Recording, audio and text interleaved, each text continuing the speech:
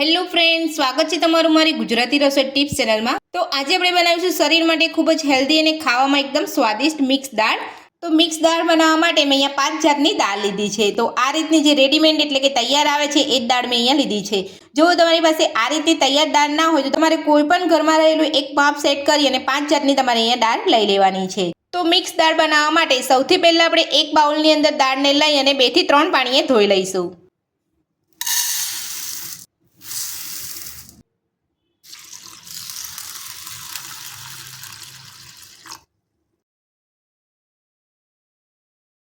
તો મિક્સ દાળને મેં અહીંયા 2 થી 3 વાર ચોખ્ખા પાણીએ ધોઈ લીધી છે। તો હવે આપણે એક પ્રેશર કુકરમાં લઈ અને આપણે દાળને બાફી લઈશું। તો બધી જ દાળ આપણે અહીંયા કુકરમાં લઈ લીધી છે। તો હવે આપણે તેની અંદર 1.5 ગ્લાસ જેટલું પાણી ઉમેરીશું। તો પાણી ઉમેરી લીધા પછી હવે આપણે તેની અંદર નાની અડધી ચમચી જેટલો હળદર પાવડર ઉમેરીશું। સાથે જ સ્વાદ પ્રમાણે મીઠું ઉમેરીશું। 1 ચમચી ઘી ઉમેરીશું। કુકરનું ઢાંકણ બંધ કરી અને 3 વિસલ કરી લઈશું। એક બાજુ દાળ આપણી બફાય છે ત્યાં સુધી આપણે બીજી બાજુ દાળનો વઘાર તૈયાર કરીશું। તો મિક્સ દાળનો વઘાર કરવા માટે આપણે ગેસ ઉપર એક કઢાઈ મૂકી છે। કઢાઈની અંદર 3 મોટી ચમચી જેટલું તેલ ઉમેરીશું।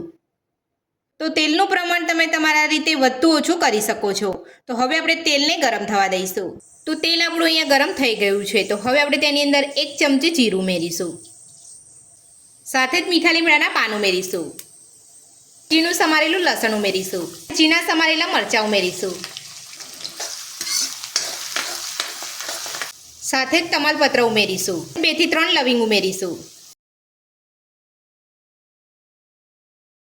તો બધો જ વઘાર અહીંયા સરસ સતળાઈ ગયો છે। તો હવે આપણે 2 મીડિયમ સાઇઝની લાંબી સમારેલી ડુંગળી ઉમેરીશું। ડુંગળીનો કલર બદલાય ત્યાં સુધી આપણે ડુંગળીને સાતળીશું। તો તમે જોઈ શકો છો ડુંગળીનો કલર બદલાઈ ગયો છે અને ડુંગળી આપણી એકદમ સરસ રીતે સતળાઈ ગઈ છે। તો આ રીતે તમારે ફૂલ ગેસ કરી અને તમારી ડુંગળીને એકદમ સરસ રીતે સાતળી લેવાની છે, એટલે તમારી ડુંગળી એકદમ સરસ રીતે અહીંયા સતળાઈ જશે। તો હવે આપણે તેની અંદર ઝીણા સમારેલા ટામેટાં ઉમેરીશું। તો 2 થી 3 મીડિયમ સાઇઝના ટામેટાને અહીંયા ઝીણા સમારીને રાખેલા હતા। તો આપણે અહીંયા ટામેટાં ઉમેરી લીધા છે। તો હવે આપણે તેની અંદર સ્વાદ પ્રમાણે મીઠું ઉમેરીશું। તો આપણે દાળ બાફતી વખતે આપણે અહીંયા મીઠું ઉમેર્યું છે એટલે આપણે અહીંયા બીજી વાર મીઠું ઉમેરીએ છીએ। તો તમારે અહીંયા ધ્યાન રાખીને મીઠું ઉમેરવાનું છે।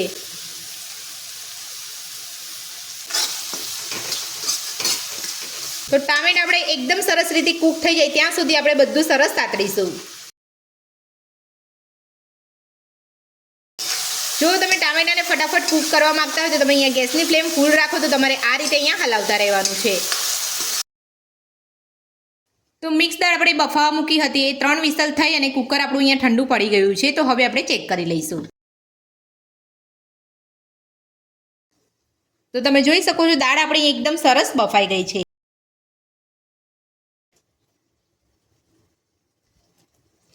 તો હવે આપણે ટામેટા ચેક કરી લઈશું। તો ટામેટા આપણે અહીંયા એકદમ સરસ કૂક થઈ ગયા છે। તો હવે આપણે તેમાં મસાલો એડ કરીશું। તો 1 ચમચી આપણે ધાણા જીરું પાવડર ઉમેરીશું।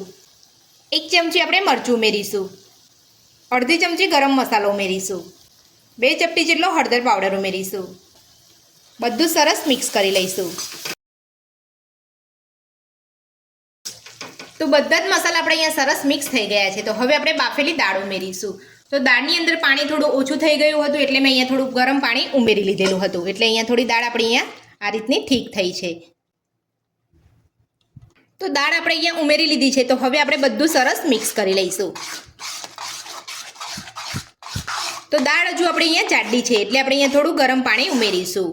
તો જે રીતની તમારે અહીંયા મીડિયમ થીક કે તમારે થોડી અહીંયા પતલી રાખવાની હોય એ રીતે તમારે અહીંયા ગરમ પાણી ઉમેરી લેવાનું છે।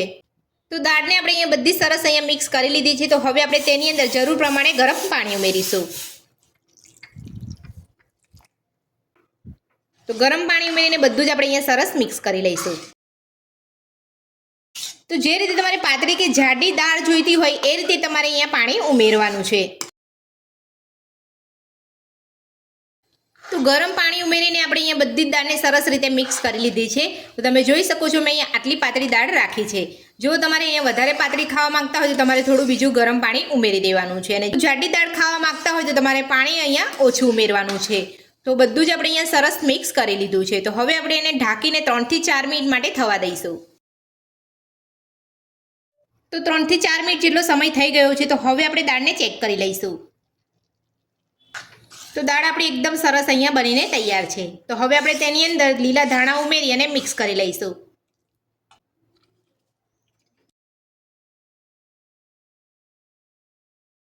તો લીલા ધાણા ઉમેરીને આપણે અહીંયા સરસ મિક્સ કરી લીધી છે દાળને. તો હવે આપણે દાળને એક બાઉલમાં સર્વ કરી અને દાળનો તડકો તૈયાર કરીશું. જો તમે અહીંયા તડકા વગર ખાવા માંગતા હોય તો એ રીતે પણ તમે અહીંયા દાળ ખાઈ શકો છો. તો દાળનો તડકો તૈયાર કરવા માટે આપણે ગેસ ઉપર એક અહીંયા વઘાર્યું રાખ્યું છે. તો એની અંદર આપણે 2 ચમચી જેટલું ઘી ઉમેરીશું. તો ઘી વગર દાળનો સ્વાદ તો અધૂરો જ છે. એટલે આ રીતે તમે તડકાવાળી દાળ બનાવશો તો એકદમ હોટલ જેવી સ્વાદિષ્ટ બનીને આપણી દાળ તૈયાર થશે. તો ઘીને આપણે ગરમ થવા દઈશું. તો ઘી આપણું અહીંયા ગરમ થઈ ગયું છે. તો હવે આપણે લાંબી સાઈઝમાં કટ કરેલું આદું અને લસણ ઉમેરીશું. સાથે થોડા મીઠા લીમડાના પાન ઉમેરીશું. તો લાંબી સાઈઝમાં કટ કરેલા આદુ અને લસણ અને મીઠા લીમડાના પાન ઉમેર્યા પછી 2 ચપટી જેટલી હિંગ ઉમેરીશું.